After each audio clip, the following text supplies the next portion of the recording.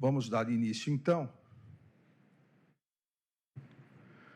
à oitiva da testemunha Carlos de Almeida Batista Júnior. Já está presente na...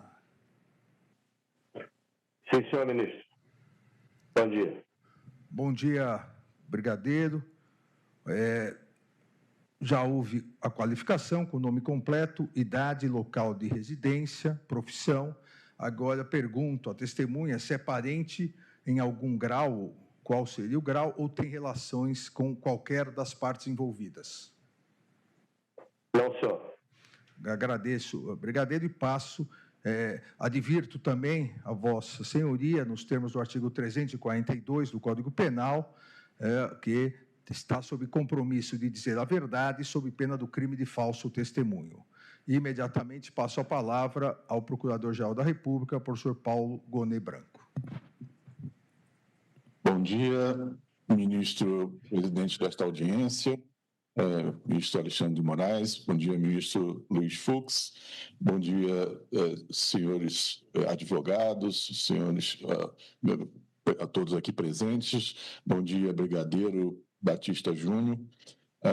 Eu começaria perguntando se o brigadeiro se recorda do depoimento que prestou perante a Polícia Federal e se confirma aquele depoimento.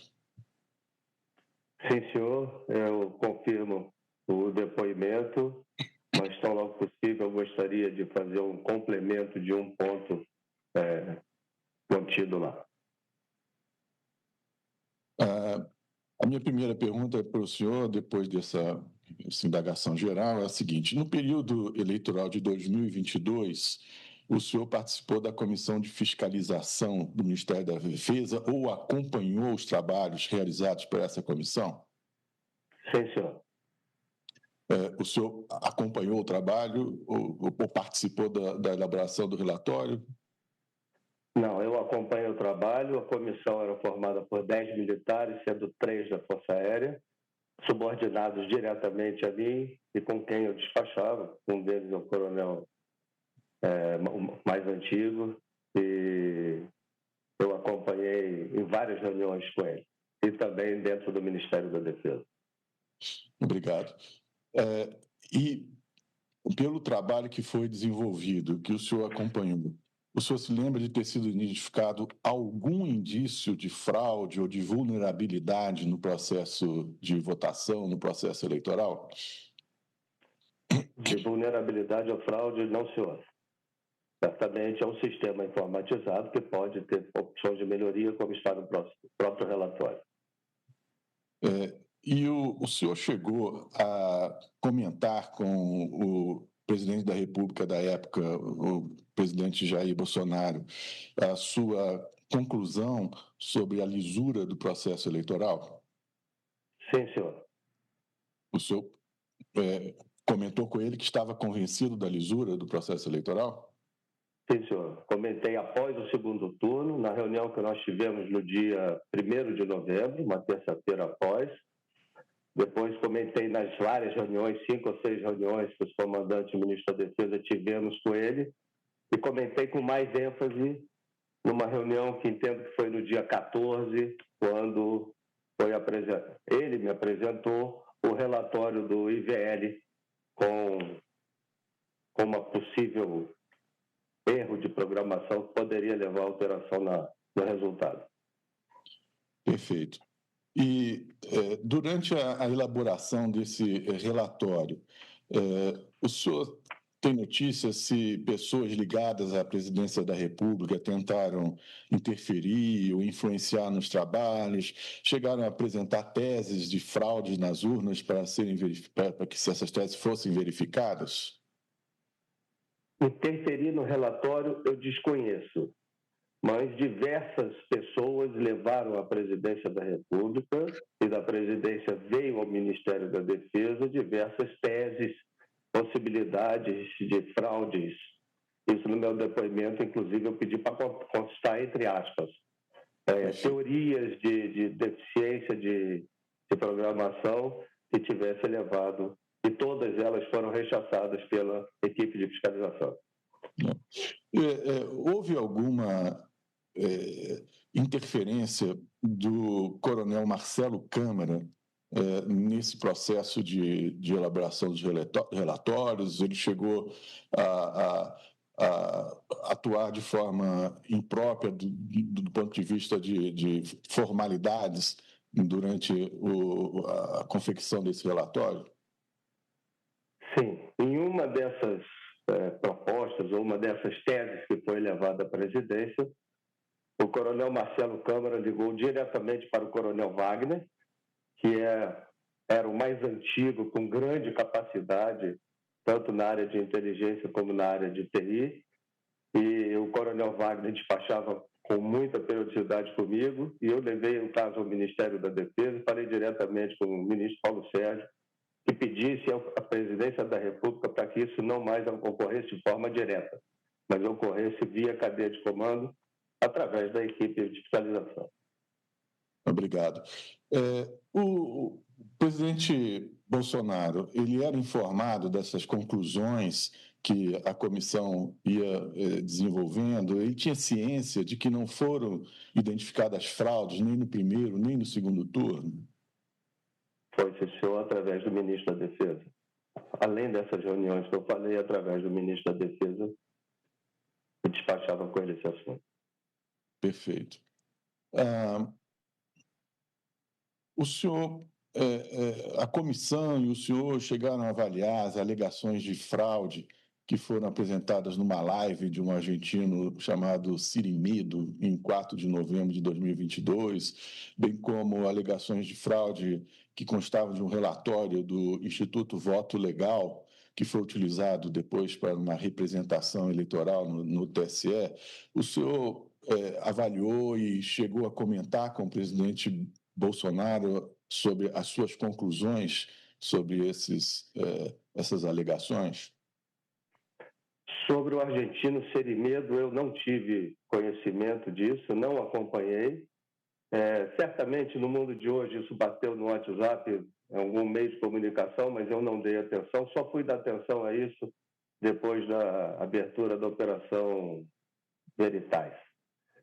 Mas com o presidente, no dia 14, acho essas datas atuais, dia 14 de novembro, o presidente chamou o ministro da Defesa, os 3 comandantes, nós nos reunimos no Salão Norte, eu não sei o nome do salão, mas é onde tem os sofás. O presidente entregou uma cópia a cada um de nós, eu li a cópia e falei com ele: presidente, até major eu fui programador, e esse relatório, além de estar muito mal escrito, ele contém erros, eu usei a palavra sofismas, para a identificação da urna. O problema era que num dos programas, chamado LogD, nas urnas anteriores a 2020, ele aparecia um número lá, não sei se era 30 e poucos milhões, e não tinha isso de urna. O presidente imediatamente ligou para o presidente do Instituto Voto Legal, colocou no Viva Voz, e eu falei com ele. Acho que o presidente não me identificou para o Carlos Rocha. E tudo que eu falei ao presidente, eu falei ao Carlos Rocha, que ouviu calado. E eu disse para ele o seguinte: apesar do número de identificação de cada urna ter, nas anteriores a 2020, um número fixo, há a possibilidade de indexar as tabelas através de outros campos, como TRE, Estado, seção, zona eleitoral, e o próprio nome do arquivo, quando se salva, ele salva com o número da urna. Perfeito. Pelo trabalho que o senhor acompanhou, teria sido possível que o Ministério da Defesa divulgasse o relatório de fiscalização referente ao primeiro turno antes da data da votação em segundo turno, portanto, antes de 30 de outubro de 2022? Penso que sim. Perfeito. O senhor acredita, ou teve notícia, ou ouviu falar de alguma pressão vinda do ex-presidente Jair Bolsonaro para interferir na divulgação desse relatório? Para interferir no adiamento da divulgação desse relatório? Sim, senhor. Nessa semana de primeiro, o relatório foi entregue no dia 9. Eu ouvi que sim, certamente outros testemunhos aqui poderão dar isso com mais precisão, como o Coronel Wagner e o ministro da Defesa, Paulo Sérgio. Obrigado. Houve uma nota do Ministério da Defesa sobre o relatório que foi divulgado no dia 9 de novembro de 2022. Essa nota foi divulgada no dia 10, portanto, no dia seguinte. E essa nota dizia, embora não tenha apontado, também não excluiu a possibilidade de existência de fraude ou inconsistência nas urnas eletrônicas e no processo eleitoral de 2022. O senhor faz ideia de quem foi o responsável por essa nota? O senhor ou algum outro comandante, o senhor tem notícia se algum outro comandante participou da elaboração dessa nota? Não, senhor, não tenho notícia. Nós informamos ao ministro da Defesa, 2 dias antes, no fechamento, que nós 3 não assinaríamos sequer o relatório técnico, porque era um trabalho técnico. Então, o relatório foi assinado pelo oficial mais antigo de cada força. E nós não participamos da confecção e não tínhamos conhecimento dos termos desse ofício, dessa nota do dia 10. Então, essa nota foi de responsabilidade de quem? Do próprio Ministério da Defesa? Ministério da Defesa. Sim, perfeito, sem a participação dos comandantes, não é isso? Sim, senhor. Eu não participei. Desconheço que os outros tenham participado. Perfeito, obrigado. Depois do segundo turno das eleições, o senhor chegou a comparecer ao Palácio da Alvorada? Consegue mapear mais ou menos estimar quantas foram as suas idas ao Palácio da Alvorada nesse período? Doutor Gonet, com todos esses assuntos, eu tentei reconstruir com a ajuda do gabinete do atual comandante da Aeronáutica, a minha agenda de todo esse período.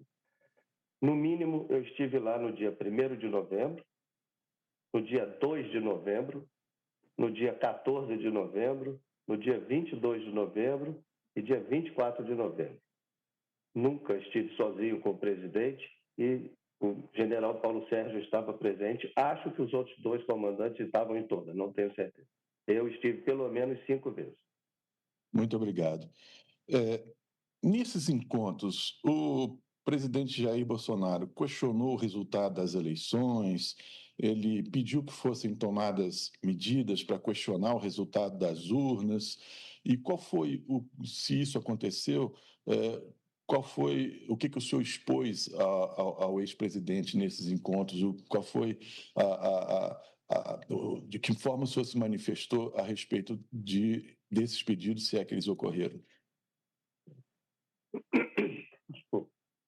Doutor Gonet, durante todo o período eleitoral, logicamente as Forças Armadas trabalham com muita avaliação da conjuntura. E nós estávamos entendendo a sociedade, o povo completamente rachado ao meio, radicalizado. Então, nós sempre trabalhamos com uma hipótese de um acionamento de uma garantia da lei da ordem.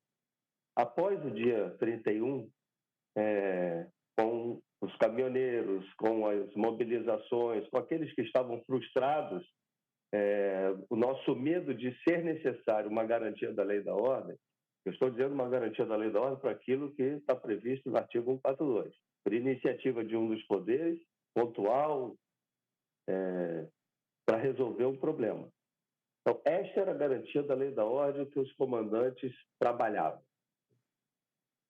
Durante esse primeiro período, do dia 1º ao dia 11, na reunião do dia 1º estavam o ministro Paulo Sérgio, os 3 comandantes e o Bruno Bianco, advogado-geral da União.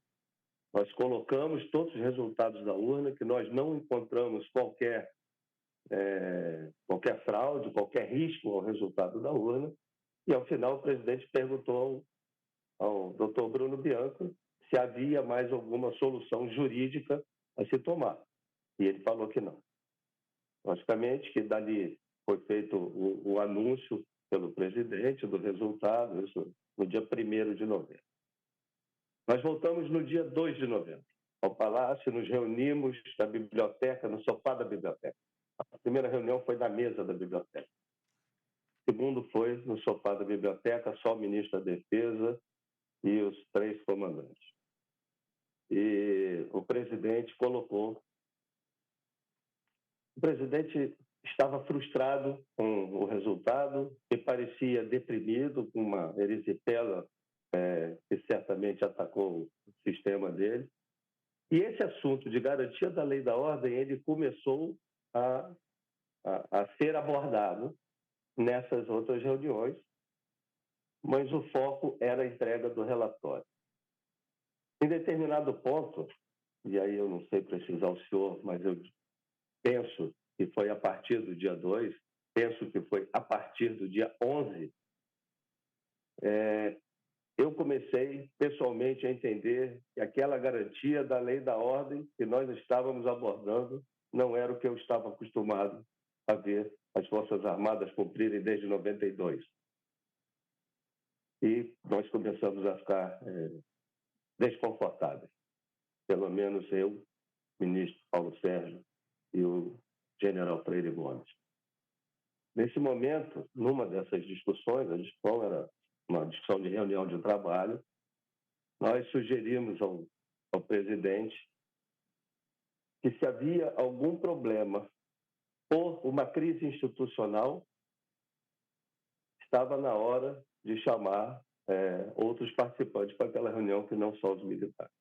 E foi aí que eu sugeri o ministro Anderson Torres e uma conversa do presidente com o presidente da Câmara e do Senado, porque os 3 são membros do Conselho de Defesa. Desconheço se isso foi feito. Então, a partir do dia 11, nós começamos a ficar desconfortáveis se a GLO que nós estávamos falando era para caminhoneiros, era para acampamentos ou era para outros objetivos. Obrigado, brigadeiro. E dessas reuniões, o senhor disse, então, que o ministro da Justiça, Anderson Torres, também participava dessas reuniões, né? E qual era o papel dele nessa reunião? Como ele se posicionava nessas reuniões? Ele apoiava, repudiava essas medidas? Qual era o comportamento que o senhor detectava nele? Doutor Paulo Boné, este é exatamente o ponto que no início, quando o senhor me perguntou sobre, de uma forma geral, sobre o meu depoimento, eu disse que eu gostaria de fazer uma retificação, uma complementação.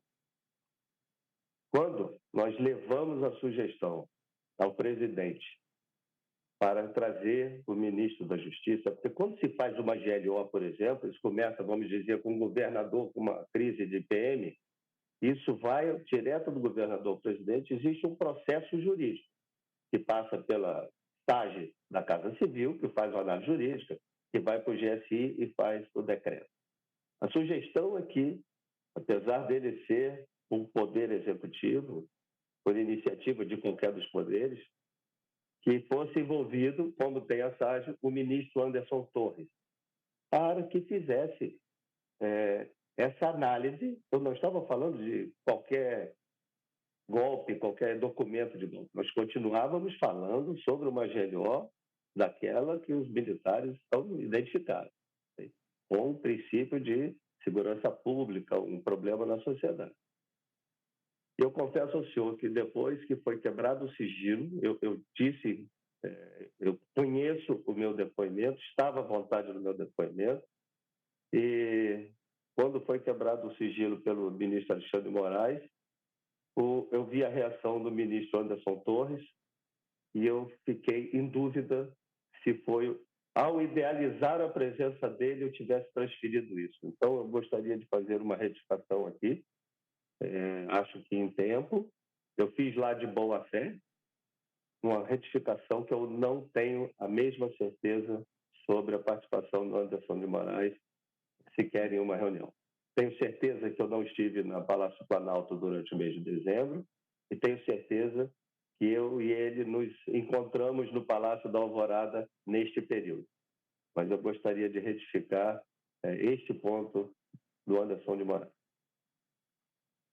Perfeito. Qual era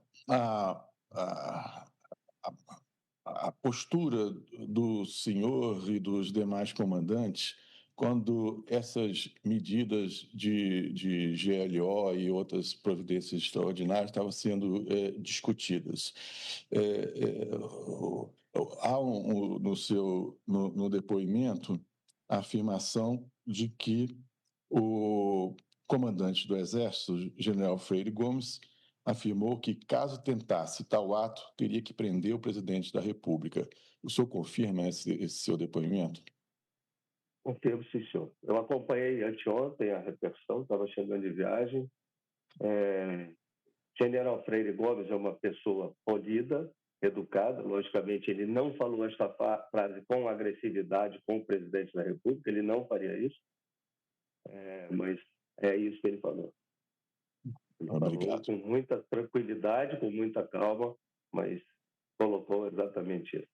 Se o senhor tiver que fazer isso, eu vou ter trabalho em prender. Foi algo nesse sentido. Eu vi a discordância entre o que ele falou e o que eu estou falando. Perfeito. E essa GLO, qual era o objeto dela? O que ela pretendia? O que ela planejava? O que se objetivava com ela? Que instituições seriam atingidas? A GLO que nós, militares, estávamos trabalhando era uma GLO para o caso de uma convulsão social no Brasil. Nós não estávamos trabalhando com uma GLO para qualquer outro objetivo que não isso. Tanto que, no meu depoimento, disse isso, falei com o presidente Bolsonaro.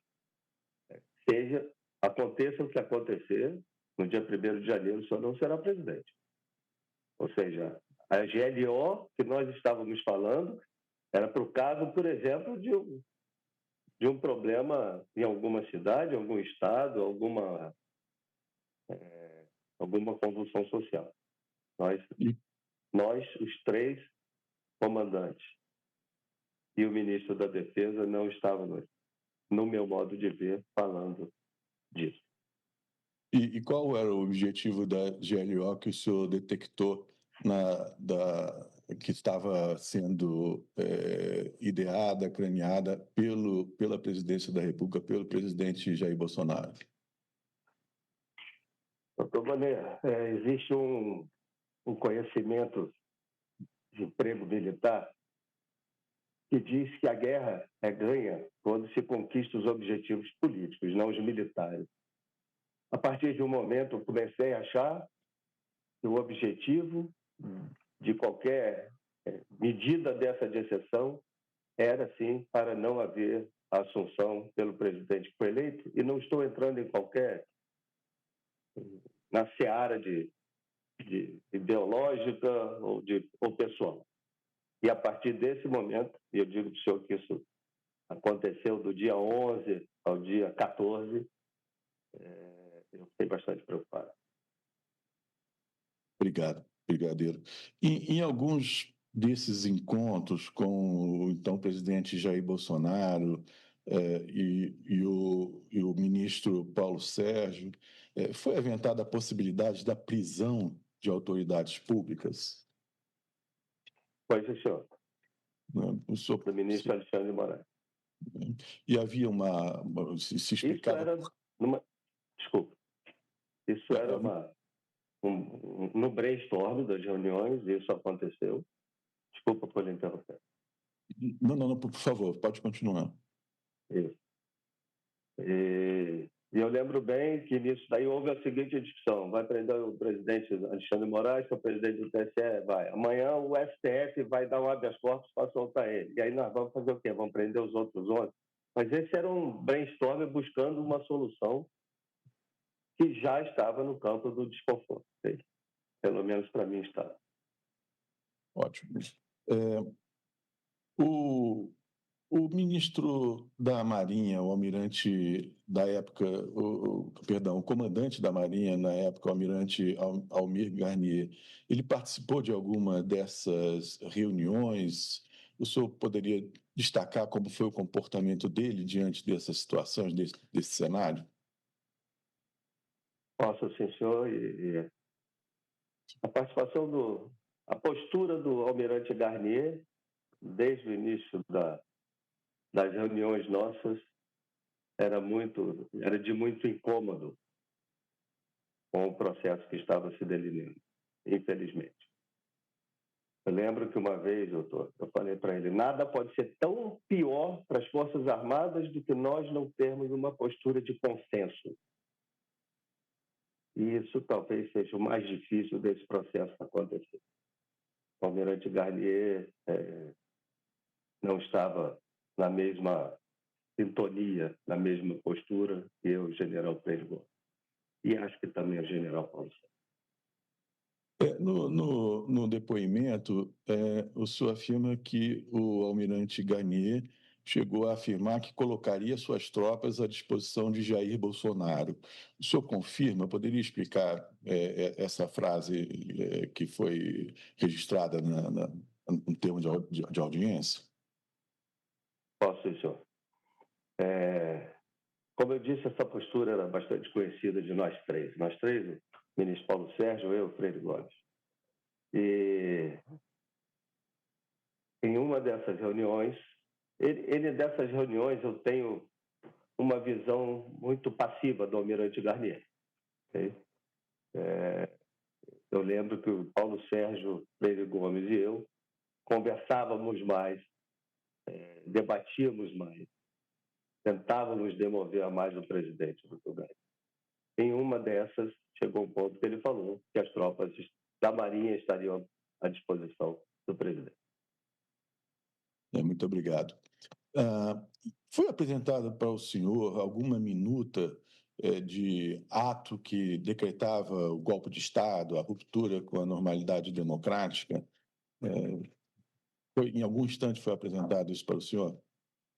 Pois, senhor, no dia 14 de dezembro, no Ministério da Defesa, pelo ministro Paulo Sérgio. Isso foi apresentado e houve alguma reação dos presentes? Qual foi a postura dos que estavam presentes? Quando eu entrei, eu fui o último a chegar na reunião. O almirante Garnier estava de costas para mim, o general Paulo Sérgio de lado e o Freire Gomes de frente. Eu entrei, sentei ao lado do Garnier. Imediatamente a reunião começou e o general Paulo Sérgio disse o seguinte: trouxe aqui um documento para vocês verem. E eu confesso ao senhor que não me lembro se ele falou que era um estado de defesa ou um estado de sítio. Eu raramente, porque eu achava que não existia os pressupostos básicos e todo esse processo sequer para estado de defesa. Então, o estado de sítio era uma coisa que eu não imaginava que fosse aparecer essa expressão. E ele falou assim: eu trouxe aqui um documento que é para vocês analisarem. Logicamente que, com base em tudo que estava acontecendo, eu perguntei para ele: esse documento, o documento estava na mesa, dentro de um plástico, falei, esse documento prevê a não assunção no dia 1º de janeiro do presidente eleito? E ele falou sim. E aí eu falei, não admito sequer receber este documento, não ficarei aqui. Levantei, saí da sala e fui embora. Como eu falei para o senhor, na guerra o objetivo político é que faz ganhar ou perder a guerra, não é o militar. E eu tinha um ponto de corte. Eu tinha muito respeito pelo presidente, por todos os meus colegas, mas eu tinha um ponto de corte. O ponto de corte era no dia 1º de janeiro, o presidente que já havia sido 2 dias antes diplomado, e novamente não estou entrando aqui no mérito de processo eleitoral, de ideológico, nada disso, é um processo democrático. Esse era meu ponto de corte, por isso eu saí da sala e fui embora. Obrigado, brigadeiro. E o senhor se recorda da postura dos outros comandantes nessa oportunidade?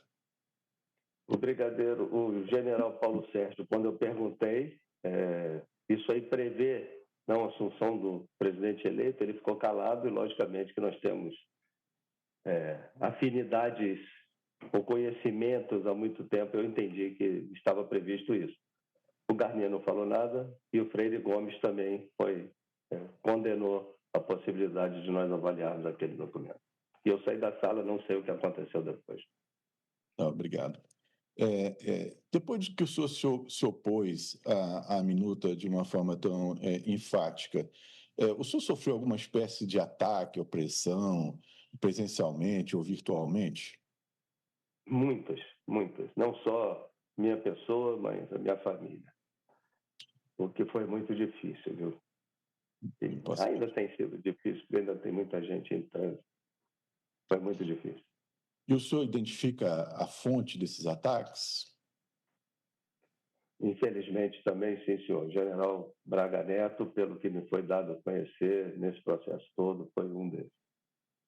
Tem outros, Ailton, aí os outros eu não conhecia, mas... O senhor já ouviu Paulo falar... Figueiredo, tem outras pessoas. Perfeito.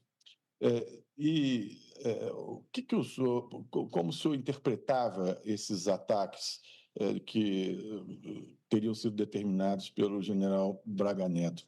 O senhor imaginava que isso era uma forma de demovê-lo da sua posição? Como que o senhor interpretou esses ataques? A minha posição sempre foi muito firme, tanto para o presidente como para todos que tratavam desse assunto. As minhas convicções não serão atingidas com esse tipo de ataque. Logicamente, quando entra a família é muito chato, né? E eu entendo que isso era uma tentativa infrutífera e será sempre infrutífera de tentar me desviar do caminho. Esse não é o caminho. Me desviar do caminho certo. E não deu certo e não dará.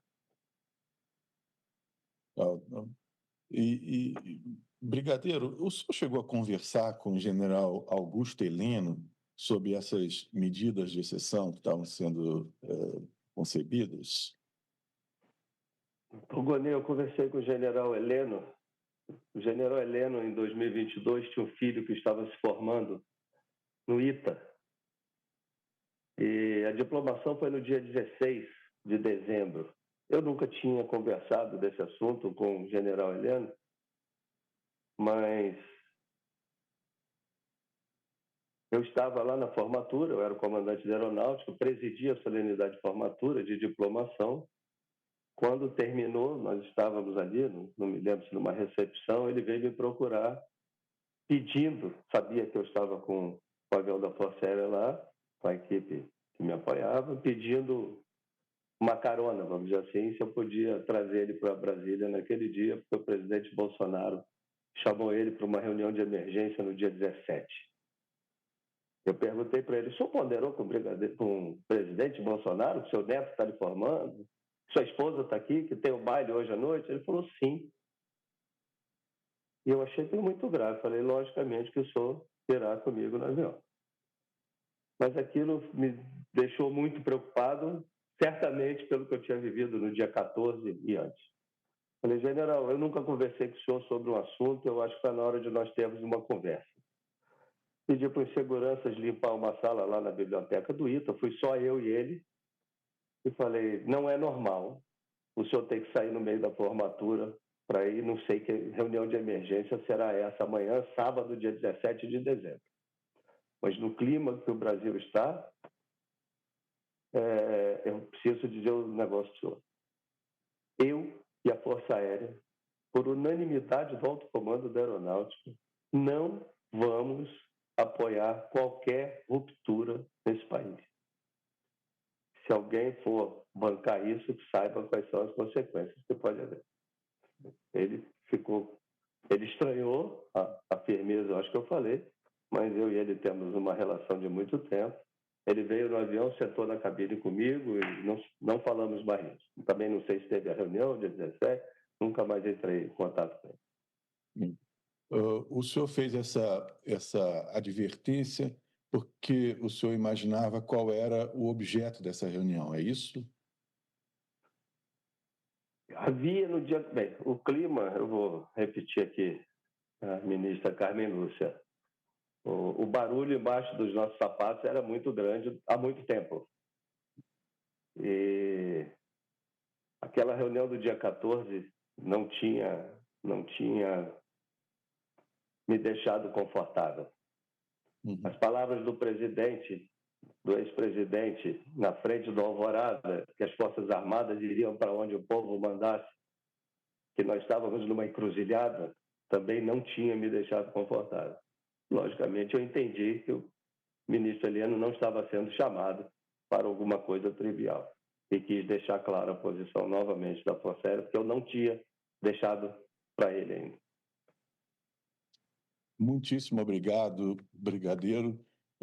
Ministro Alexandre de Moraes, estou satisfeito com as respostas que foram dadas.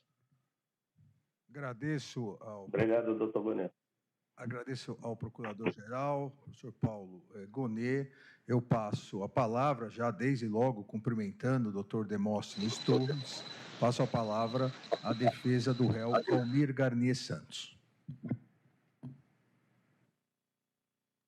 O microfone, doutor. Excelentíssimo senhor ministro relator, Alexandre de Moraes, Sua Excelência, o Procurador-Geral da República, Paulo Gonet, quero aproveitar esse momento, senhor Procurador-Geral da República, para dizer que dei uma entrevista na Folha e que usei uma expressão popular e que hoje eu tive a convicção que essa expressão lhe ofendia. Então, Vossa Excelência sabe do grande apreço que lhe tenho e quero aqui pedir desculpas por tê-lo ofendido, magoado, embora não fosse a minha intenção. Eu reafirmo que tenho restrições técnicas à acusação, à denúncia apresentada, mas não a Vossa Excelência. Nós somos adversários, não somos inimigos. Então, eu vou usar também uma expressão que meu pai costumava usar, uma expressão pública que diz que quem conversa demais dá bom dia a cavalo. Então, hoje foi o dia de eu dar bom dia a cavalo ao me referir a Vossa Excelência. E peço desculpas extremas por esse momento. Repito, minha função é fazer a defesa e farei de forma aguerrida. Demais ministros do Supremo Tribunal Federal, meus colegas advogados, serventuários, senhor depoente Carlos de Almeida Batista Júnior. Indagaria a Vossa Senhoria, primeiro, na página 757 do seu depoimento, Vossa Senhoria diz o seguinte, que na reunião do dia 1º de novembro, o depoente, o ministro da Defesa, general Paulo Sérgio, o comandante do Exército, general Freire Gomes, e da Marinha, almirante Almir Garnier, além do advogado-geral da União, Bruno Bianco, expuseram ao então presidente da República, Jair Bolsonaro, que não tinha ocorrido fraudes nas eleições. Vossa Excelência confirma que Almir Garnier participou dessa reunião e também endossou o presidente que não teria acontecido fraude? Confirmo, senhor. Após o segundo turno, Vossa Excelência afirma na página 758 que Bolsonaro chamava os comandantes para discutir institutos jurídicos mais complexos para solucionar a crise institucional. E Vossa Excelência confirma, então, que a discussão era em termos jurídicos. Página 758, o que eu li foi o depoimento de Vossa Senhoria na polícia. Isso. A reunião abordava possibilidades jurídicas. Logicamente que o ex-comandante do Exército, ministro da Defesa e nós três, comandantes, temos conhecimento jurídico suficiente para abordar um tema inicialmente sobre uma GLO. Mas a reunião, o objetivo não era só esse. O objetivo sempre foi análise da conjuntura, as preocupações com os acampamentos, com o problema dos caminhoneiros. Mas sim, isso aí foi num crescente, como eu disse, que começou com o GLO, passou-se a discutir a possibilidade do estado de defesa, tudo para um caso que não fosse por outro motivo que não os pressupostos de estado de defesa e da GLO. Inicialmente, foi isso que eu falei. E o Almir Garnier concordou sobre isso.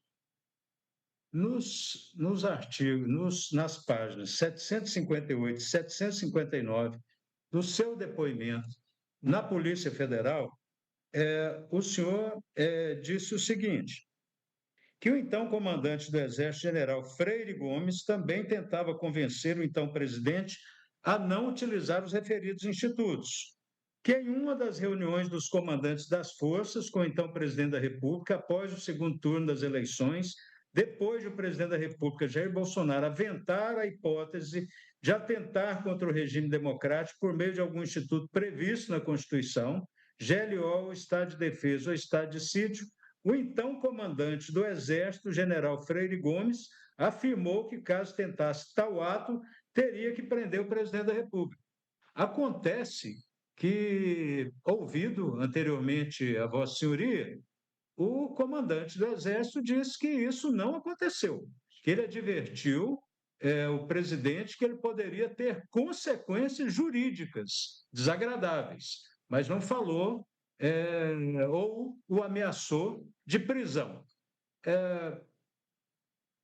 Vossa Excelência, ou melhor, Vossa Senhoria poderia esclarecer essa contradição entre esses depoimentos? Eu respondi sobre isso para o doutor Paulo Gonet, e com prazer repito aqui. O comandante do Exército, ele é uma pessoa muito polida, muito calma e muito tranquila, mas ele é muito firme quando precisa. Eu vi a repercussão do depoimento dele anteontem e não é uma coisa simples o senhor esquecer um comandante do Exército dizendo de uma possibilidade, ele estava tratando de hipótese. Não é o que a imprensa disse, ele não deu voz de prisão para o presidente, isso repercutiu assim na imprensa. Mas eu já disse que tem aí, a minha palavra eu mantenho no depoimento, que ele, com toda a educação, disse ao presidente, por hipótese, que se ele atentasse, ele teria que prender. E eu mantenho isso.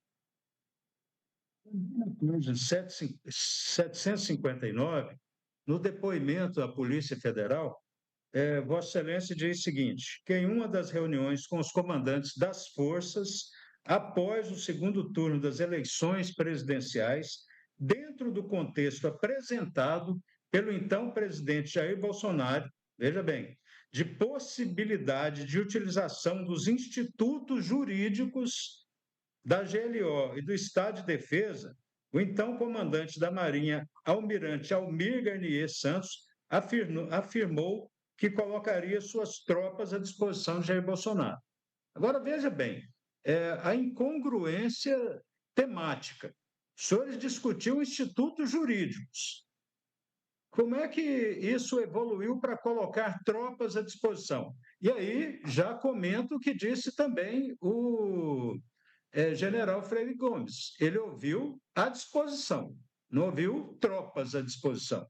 Então, indagaria a Vossa Senhoria também como Vossa Senhoria esclarece essa contradição. Eu mantenho o depoimento que disse e o esclarecimento, a resposta que deu ao doutor Paulo Gonet. Foi isso que eu... E falei para o senhor que nós não estávamos lá só para discutir base jurídica, nós estávamos discutindo ambiente e possibilidades. E isso foi o que o Garnier falou. Eu não fiquei sabendo à toa que a Marinha tem 14 mil fuzileiros, doutor. Entendeu? A nota do dia 11 de novembro de 2022, ela foi publicada na internet da Marinha do Brasil. E a nota é assinada pelos 3 comandantes.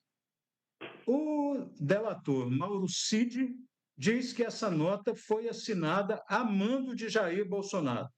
O senhor e os outros comandantes assinaram essa nota a mando de Jair Bolsonaro ou foi uma ideia brotada ali entre os senhores mesmos? No dia 11 de novembro,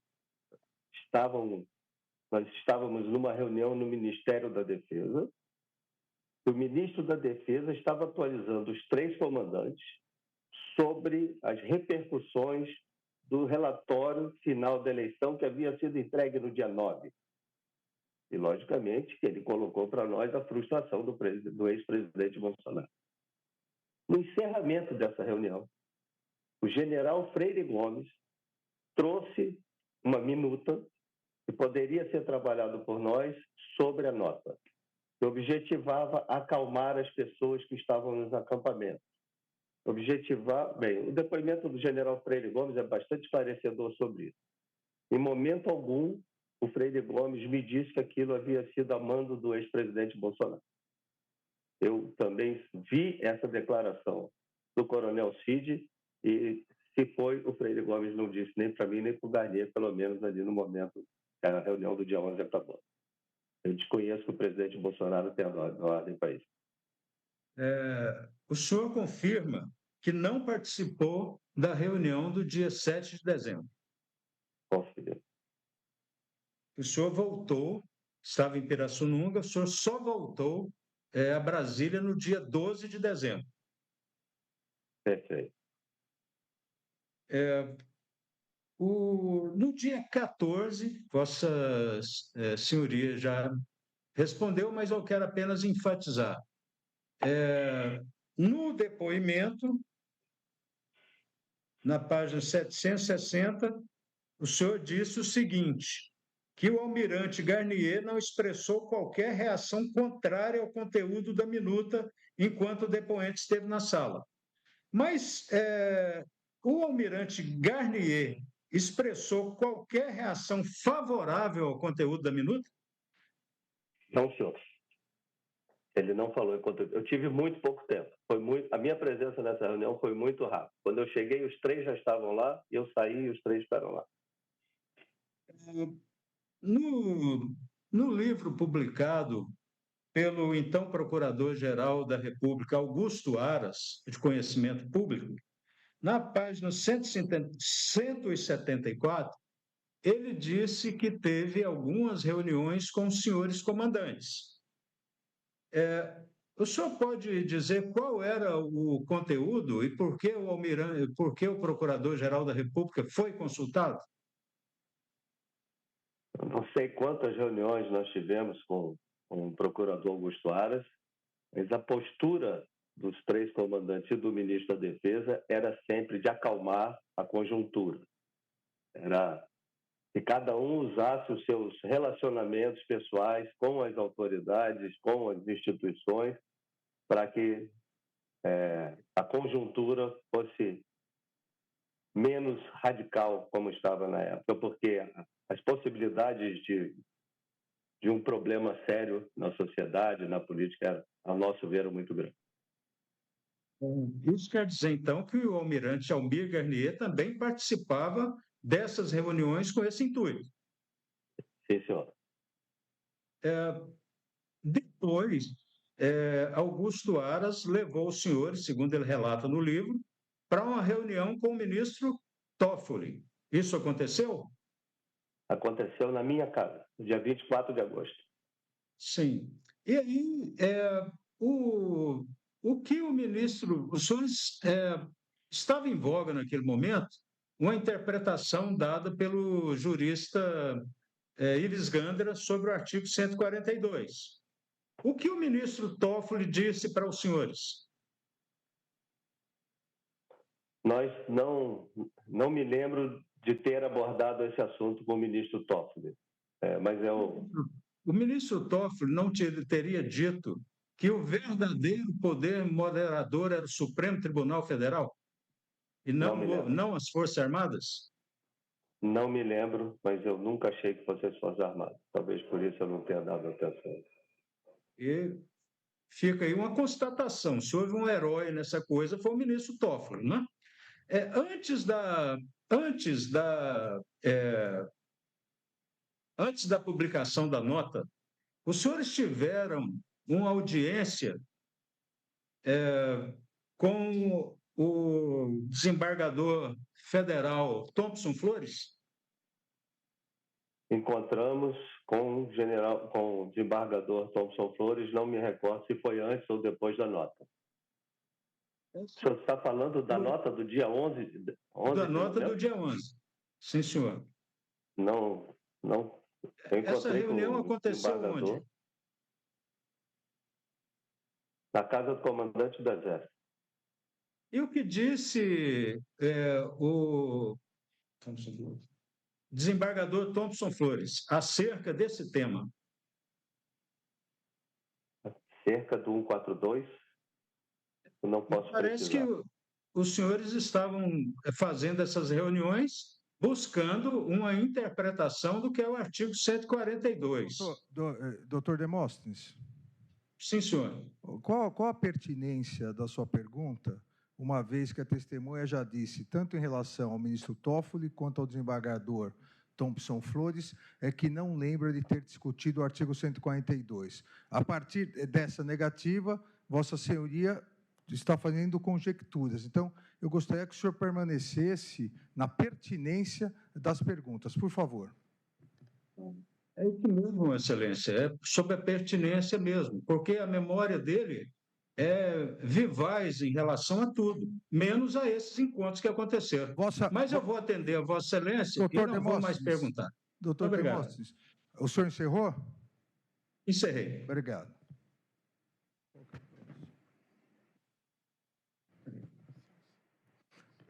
Eu também cumprimentando inicialmente o doutor Celso Vilardi, passo-lhe a palavra para inquirir a testemunha em nome da defesa do réu Jair Messias Bolsonaro. Bom dia, ministro-presidente, relator. Bom dia, ministro Fux. Cumprimento o doutor Paulo Gonet. Senhoras e senhores presentes, eu não sei se tem outros ministros presentes, cumprimento também. Bom dia, brigadeiro. Eu queria iniciar, brigadeiro, fazendo uma pergunta sobre esta nota. O senhor já respondeu que não tem conhecimento que tenha sido por ordem do presidente da República, mas o senhor leu essa nota, participou dela de livre e espontânea vontade? O senhor assinou, o senhor confirma os termos dela? Confirmo os termos dela, eu li a nota, recebi do general Freire Gomes, li a nota, pessoalmente não fiz qualquer mudança e assinei. E publiquei no site da Força Aérea. Eu queria fazer uma pergunta para o senhor. Nessa nota, consta aqui a seguinte frase: como forma essencial para o restabelecimento e a manutenção da paz social, cabe às autoridades da República, instituídas pelo povo, o exercício do poder que dele emana, a imediata atenção a todas as demandas legais e legítimas da população, bem como a estrita observância das atribuições dos limites de suas competências nos termos da Constituição Federal. Sobre esse trecho, brigadeiro, eu tenho duas perguntas. A primeira frase diz, como forma essencial para o restabelecimento e manutenção da paz social. O que havia de ser restabelecido naquele momento? Eu acho que não começou naquele momento,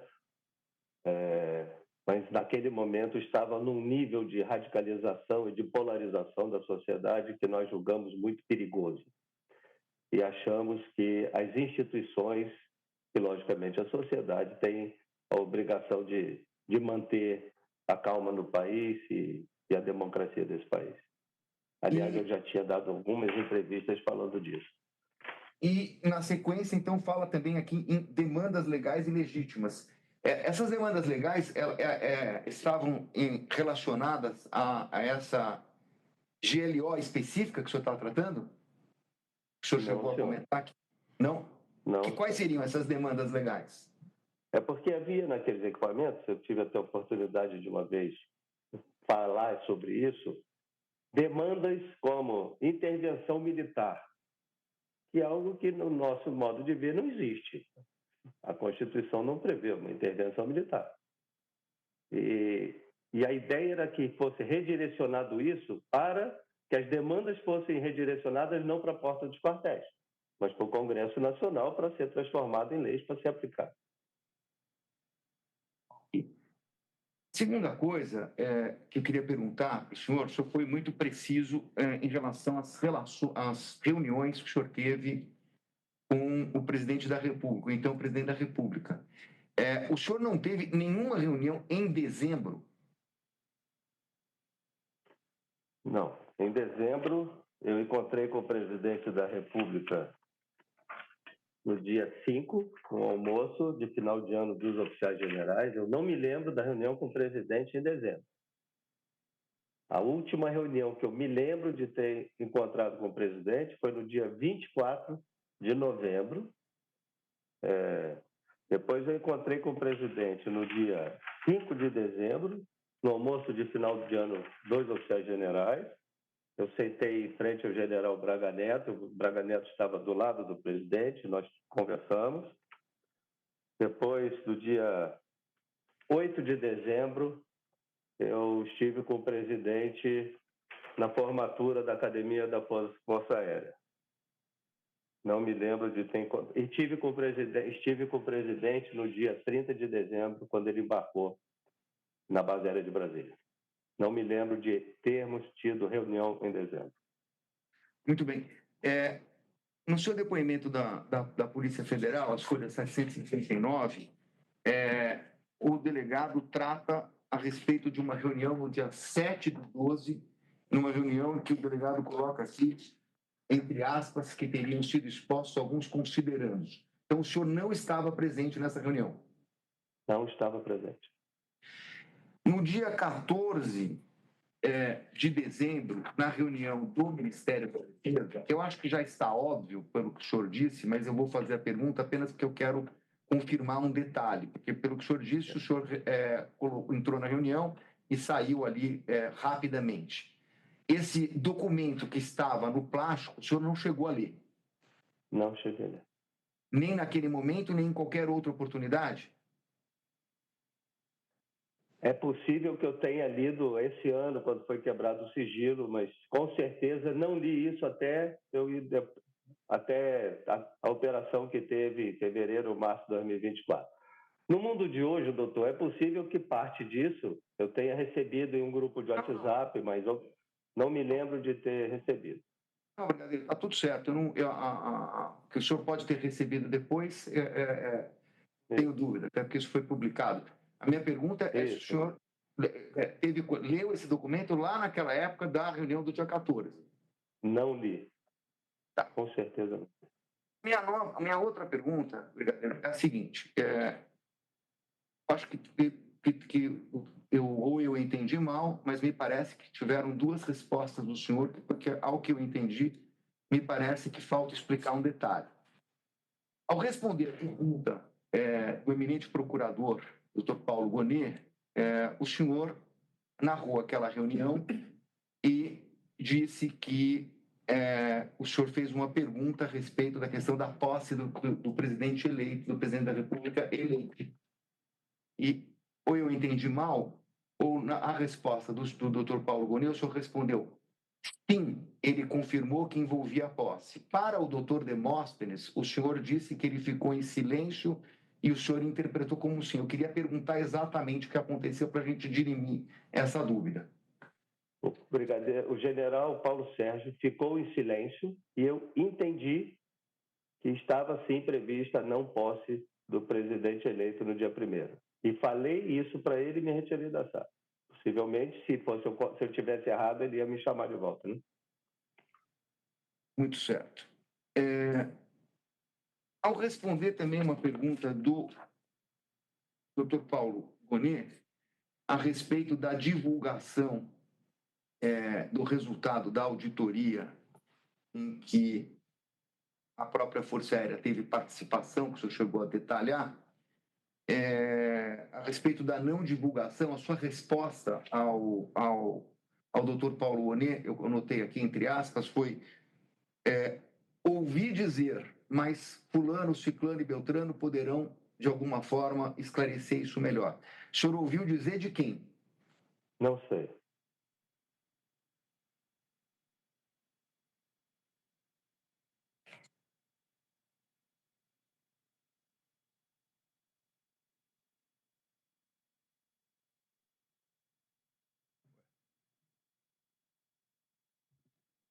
Desculpa, senhor presidente, só estou aqui conferindo as minhas Sem problema. anotações.